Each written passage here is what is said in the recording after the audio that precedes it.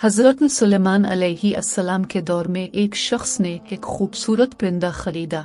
वो जब चहचहाता तो निहायत दिल फरेब और खुश मिजाज आवाज़ से वो शख्स बहुत मसरूर होता, गोया इस परिंदे की आवाज़ बहुत ही सुरीली और प्यारी थी।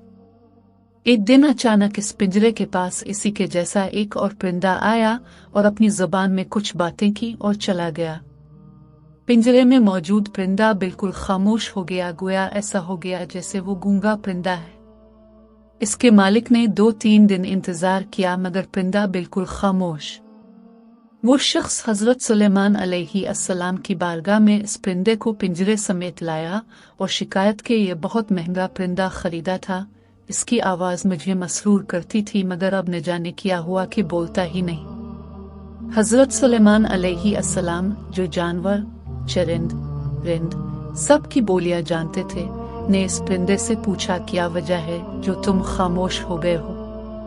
वो परिंदा अर्ज़ गुजार हुआ, ए अल्लाह के बरहक नबी, ये शख्स समझता है मैं खुश है कर चहचहाता हूँ, मगर हकीकत यह है कि मैं दीगर आज़ाद परिंदों को देख कर रोता हूँ कि काश में भी आज़ाद होता तो कितना अच्छा होता, मगर ये मेरी ज़ुबान नहीं समझता तो ये ख्याल करता है जैसे मैं बहुत खुशी से गुनगुना रहा हूँ।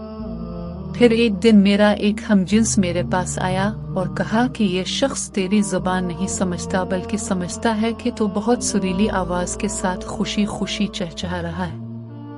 अगर तुम इसकी कैद से आज़ाद होना चाहते हो तो रोना छोड़ दो, बोलना फरियाद करना भी छोड़ दो कि इस पर तुम्हारे अल्फाज असर ही नहीं करते, क्योंकि ये तुम्हारे दर्द को समझ ही नहीं सकता।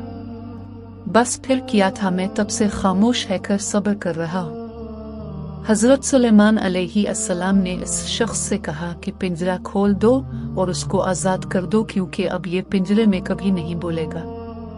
इस शख्स ने कहा, अगर अब ये खामोश ही रहा तो बिलावजह इसको रख कर मैं किया करूँगा। लिहाजा उसने सुलेमान अलैहिस्सलाम के हुक्म की इत्तिबा करते हुए पिंजरा खोल दिया।